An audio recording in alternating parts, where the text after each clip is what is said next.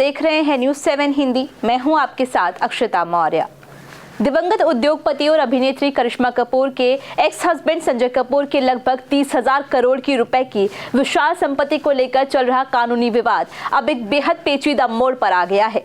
Delhi high court में हाल ही में हुई सुनवाई के दौरान करिश्मा कपूर के वकील और देश के वरिष्ठ अधिवक्ताओं में शुमार महेश जेठमलानी ने अदालत के समक्ष ये सनसनीखेज दावा किया है कि संजय कपूर की जो वसीयत अदालत में प्रस्तुत की गई है वो पूरी तरह फर्जी है, जो उसकी वैधता और प्रामाणिकता पर गंभीर प्रश्न चिन्ह लगाती है। उन्होंने कोर्ट को यह भी बताया कि ये वसीयत केवल एक व्यक्ति के फायदे के लिए तैयार की गई है और इसका मकसद करिश्मा कपूर और उनके बच्चों को समायरा और कियान को संपत्ति से बाहर करना है।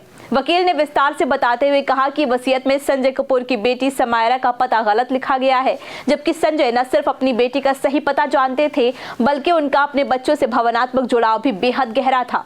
इतना ही नहीं, वसीयत में उनके बेटे कियान के नाम की वर्तनी कई जगहों पर गलत लिखी हुई है, जो अपने बच्चों से जुड़ी किसी जिम्मेदार पिता के लिए असामान्य और असंभव सी बात लगती है। उन्होंने कोर्ट को यह भी बताया कि संजय कपूर की तबीयत उस समय पूरी तरह ठीक थी। वे किसी भी मानसिक या शारीरिक अक्षमता से पीड़ित नहीं थे, जिससे यह मानने का कोई कारण नहीं बनता कि वे ऐसी अधूरी या त्रुटिपूर्ण वसीयत बना सकते थे। वकील ने जोर देकर कहा कि ये वसीयत ना तो संजय कपूर ने खुद तैयार की, न पढ़ी और न ही इसकी योजना बनाई, बल्कि ये उस व्यक्ति द्वारा तैयार की गई है जिसे इस वसीयत से प्रत्यक्ष लाभ पहुंचा है।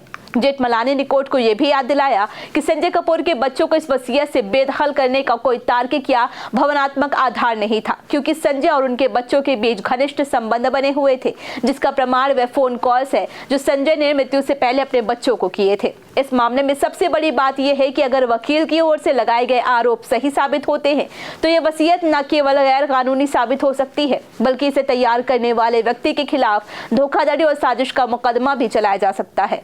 इस पूरी सुनवाई ने न सिर्फ कपूर परिवार में संपत्ति को लेकर चल रही लड़ाई को और पेचीदा बना दिया है, बल्कि ये मामला अब देश के हाई प्रोफाइल लीगल लड़ाइयों में एक अहम मुकाम लेता जा रहा है।